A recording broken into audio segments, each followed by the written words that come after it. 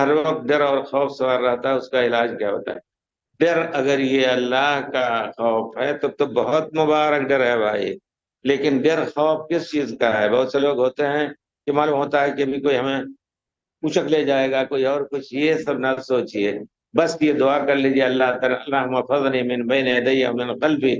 دو اردو میں اللہ تعالیٰ مجھے ہر اعتبار سے، اللہ تعالیٰ تو مجھے محفوظ رکھ، میرے سامنے سے کوئی مجھے مصیبت نہ آئے، کوئی ہمیں اچک نہ لے، اور وان اغتال من تحتی، نیچے دھسا نہ دیا جاؤں، یا اوپر ہمارے اور کوئی چیز آ کے گھر نہ پڑے. یہ دعائیں پڑھ کر کے انشاءاللہ اطمینان سے سونے کی کوشش کریں. لیکن ایک چیز ہوتی ہے آج کل کے حالات میں، لوگ اگر آپ پہلے سے کچھ غلط کار رہے ہیں، یہ چیز بھی ہے.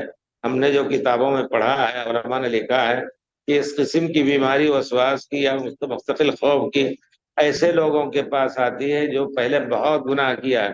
لیکن یا عبادی الذین اسرفوا علی انفسہم، اللہ کا یہ قول مبارک یاد رکھیں، اے میرے بندو جنہوں نے اپنے اوپر ظلم کیا ہے، لا تقنطوا من رحمت اللہ، اللہ کی رحمت سے نہ امید نہ ہو، اللہ کی رحمت کی امید رکھو. اور اس کے بعد کہا ہے ان اللہ یغفر الذنوب جميعا، اللہ تعالیٰ تمام گناہوں کو معاف کر دے گا. تو آپ اگر ڈر رہے ہیں کبھی چوری کی، کسی نے کہیں پکڑ لے گا کوئی تو ہمیں کیا ہوگا، اگر کسی کا لیا ہے آپ نے تو اس کو ادا کر دیجئے اگر ہمت ہے. وہ آپ نے خرچ نہیں کیا ہے، اور اگر نہیں ہے تو اللہ سے معافی مانگیے انشاءاللہ. ڈریے نہیں.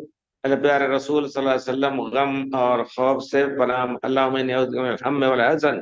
ہم کہتے ہیں کہ کوئی چیز پرانی ہو اس کا غم اٹھائیں آپ، اور حزن مستقبل میں کوئی ایسی غم کی چیز نہ آئے. پیارے رسول خود پناہ مانگتے تھے، ہم کو سکھانے کے لیے ہم سب کو.